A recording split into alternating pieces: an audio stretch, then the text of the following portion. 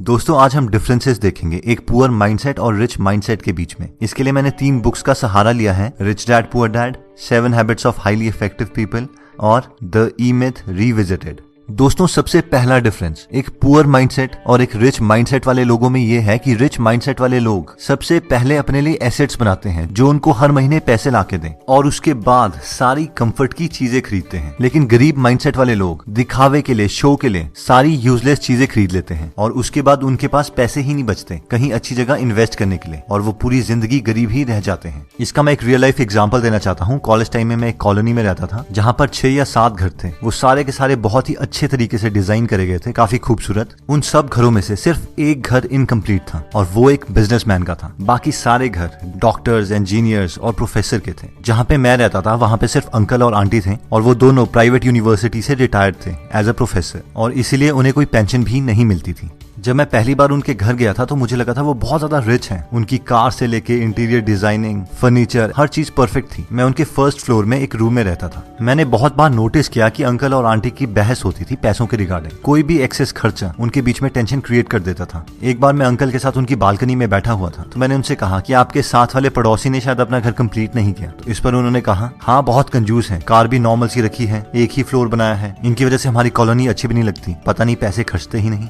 थोड़े महीनों के बाद मैं वहां से शिफ्ट हो गया था तो एक बार मुझे अंकल का कॉल आया और उन्होंने कहा कि अगर आपका कोई फ्रेंड है पीजी के लिए तो हमारे पास यहाँ पे वैकेंसी है, आप रेकमेंड कर दीजिएगा। मैंने कहा ओके अंकल। लेकिन मुझे ये बात अजीब लगी कि उन्होंने अगले ही दिन मुझे दोबारा कॉल कर दिया और उन्होंने मुझसे कहा कि क्या आपने किसी फ्रेंड से पूछा? तो मैंने कहा हाँ, लेकिन वो कह रहे हैं कि आपका पीजी काफी कॉस्टली है। तो उन्होंने कहा कि वो तो होगा ही, हम इतनी फैसिलिटीज जो प्रोवाइड कर रहे हैं। और फिर नेक्स्ट डे उनकी दोबारा कॉल आ गई और उन्होंने मुझसे कहा कि हम अपना प्राइस कम करने के लिए तैयार है, आप उन्हें यहाँ पे भेज दीजिए। लेकिन एक्चुअल में मेरे फ्रेंड्स के लिए वो प्राइस भी ज्यादा था और वो वहां नहीं गए। जब मैंने ये पूरी स्टोरी को रिच डैड पुअर डैड की थियोरी के साथ कंपेयर किया तो मैंने ऑब्जर्व किया कि 1 सिर्फ वहां पे एक बिजनेसमैन का ही घर था जिसका एक फ्लोर बना हुआ था और 1-1.5 साल के बाद वो ही घर उस पूरी कॉलोनी में सबसे बड़ा था। उन्होंने 3 फ्लोर्स बना दिए थे और वो बहुत ही सुंदर बनाया था। सेकंड, अंकल ने होंडा सिटी रखी हुई थी लेकिन वो ट्रेवल स्कूटर में करते थे। हो सकता है वो अपने पैसे बचाने के लिए करते हों, लेकिन मैं ये जानता था कि बाहर से बेशक वो बहुत अमीर दिख रहे हों, अंदर से उन्हें पैसों की कमी थी जिसकी वजह से उनके और उनके वाइफ के बीच में बहस भी होती थी।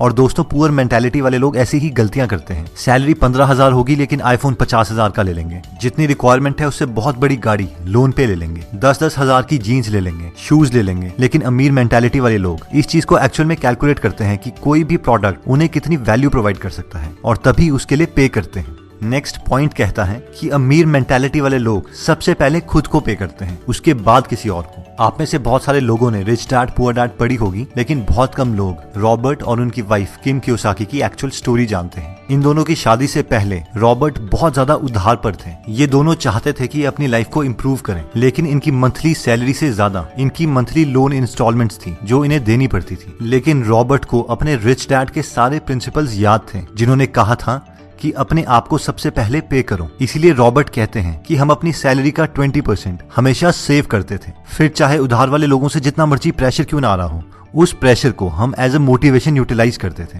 और एक्स्ट्रा काम करके इंस्टॉलमेंट्स के लिए पैसा इकट्ठा करते थे, क्योंकि ये जानते थे अगर ये पहले उधार देने लग जाएंगे और अपने लिए कुछ भी सेव नहीं करेंगे तो ये कभी भी अमीर नहीं बन पाएंगे। और बाद में इन्होंने अपने सेव करे हुए पैसों से ही बाकी इन्वेस्टमेंट्स करी और फाइनली मिलियनेयर बन गए।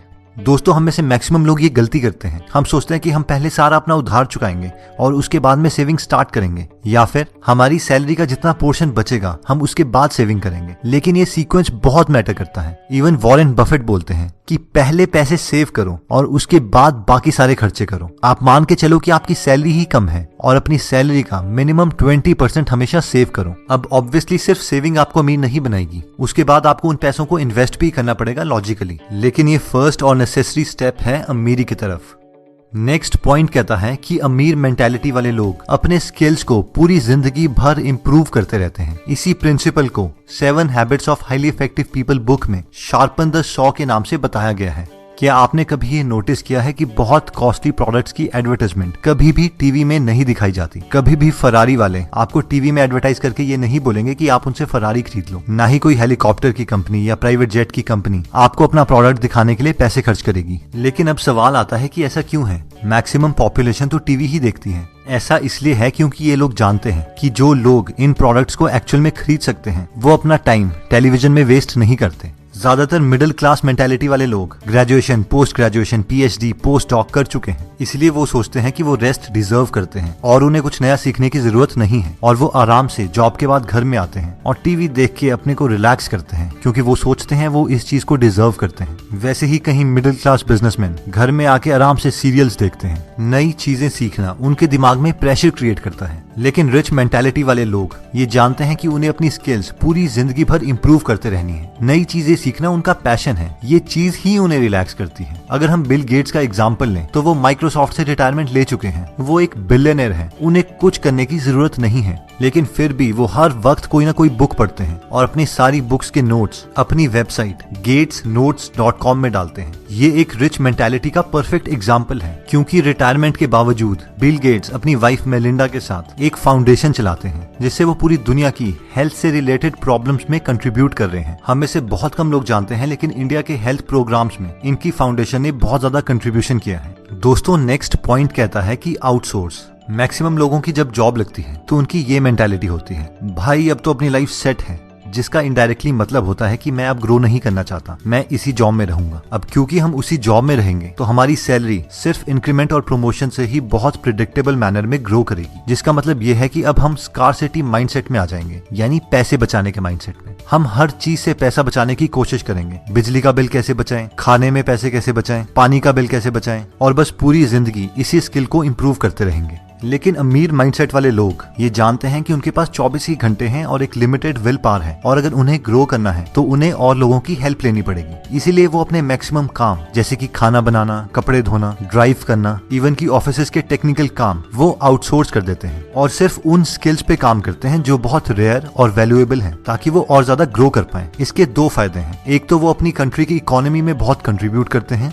दूसरा इस प्रोसेस में बहुत सारे लोगों को जॉब दे देते हैं। लेकिन एक पुअर मेंटालिटी वाले लोग इन लोगों को देख के बहुत चिढ़ते हैं, यार ये तो बहुत स्टाइल मारते हैं, बिना नौकरों के तो ये काम नहीं करते। लेकिन रिच मेंटालिटी वाले लोगों के दिमाग में कुछ और ही चल रहा होता है। उनका मेन मकसद स्टाइल मारना नहीं, बल्कि अपने टाइम को बचाना होता है, जिसे गलत इंटरप्रेट किया जाता है। अब दोस्तों, इसका मतलब ये भी नहीं है कि आप सारे काम को आउटसोर्स कर दो और बाद में घर में बैठ के दोबारा से टीवी ही देखो। इसका मतलब सिर्फ ये है कि अगर आप ग्रो कर रहे हो और अगर आपको और लोगों की हेल्प चाहिए तो आप अपनी ग्रोथ को रोकोगे नहीं और हिचकिचाओगे नहीं, और इसीलिए कामों को आउटसोर्स कर दोगे। दोस्तों, नेक्स्ट पॉइंट कहता है कि think win win. Human psychology को समझने के लिए रिसर्चर्स ने एक एक्सपेरिमेंट किया। उन्होंने दो लोग जो एक दूसरे को नहीं जानते थे, उन्हें एक कमरे में बिठाया और टेबल पर $100 रख दिए।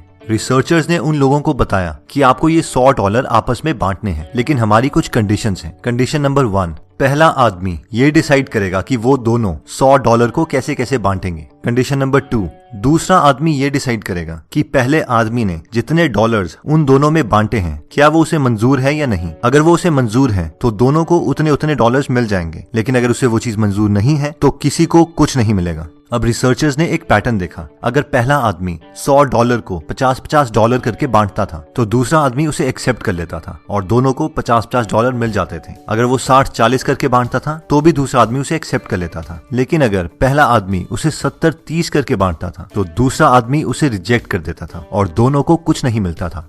यानी ह्यूमन इमोशंस का टिपिंग पॉइंट 70-30 था। रिसर्चर्स ने ये एक्सपेरिमेंट बहुत लोगों में रिपीट किया, लेकिन ये नंबर 70-30 के आसपास ही आ रहा था। उसके बाद उन्हें लगा शायद $100 डेवलप्ड कंट्रीज के लिए कम है, इसलिए वो डेवलपिंग कंट्रीज गए और उन्हें भी सेम ही ऑफर दिया, लेकिन उसके बावजूद रिजल्ट्स सेम रहे।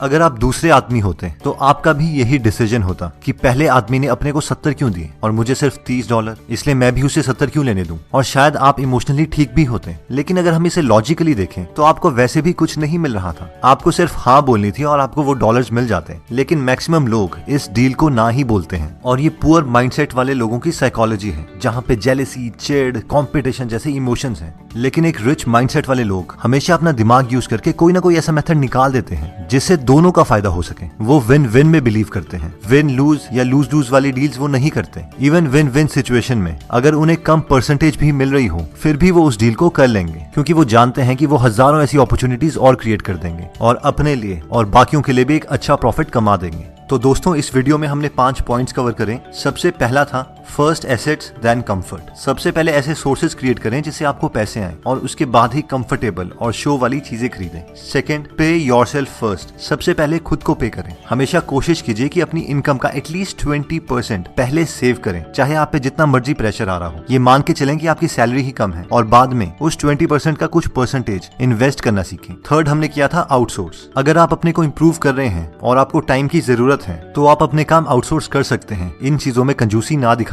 फोर्थ, कंटिन्यूसली अपने स्किल्स इंप्रूव करते रहें, नया नया मटेरियल्स पढ़ते रहें। दोस्तों अगर आप फ्री में बुक समरीज पढ़ना चाहते हैं तो हमने गीगल ऐप बनाई है। वो ऐप आप डिस्क्रिप्शन में दिए हुए लिंक पे जाके डाउनलोड कर सकते हैं। और फाइनली आता है थिंक विन विन। ये मत सोचो कि दूसरे को मेरे से ज्यादा मिल गया, आप ये सोचो कि आपको पहले कुछ नहीं मिल रहा था, उसके कंपैरेटिवली अभी आपको कुछ मिल रहा है। और अगर आप टैलेंटेड हो तो आप ऐसी सिचुएशंस बहुत क्रिएट कर दोगे। लाइफ में जल्दी आगे बढ़ना सीखो, क्योंकि हमारी लाइफ इतनी बड़ी नहीं है और हम इस धरती पर हमेशा के लिए नहीं है। दोस्तों कमेंट सेक्शन में आप बता सकते हैं कि आप नेक्स्ट वीडियो किस टॉपिक पर चाहते हैं, ताकि हमें भी फीडबैक मिले और उसी टॉपिक्स को हम कवर करें। इस चैनल को जरूर सब्सक्राइब कर लीजिए और बेल का बटन दबा दीजिए ताकि आप ऐसी नॉलेजेबल वीडियोस कभी मिस ना करें। और इस वीडियो को लाइक जरूर कीजिएगा ताकि हमारा कॉन्फिडेंस बढ़े।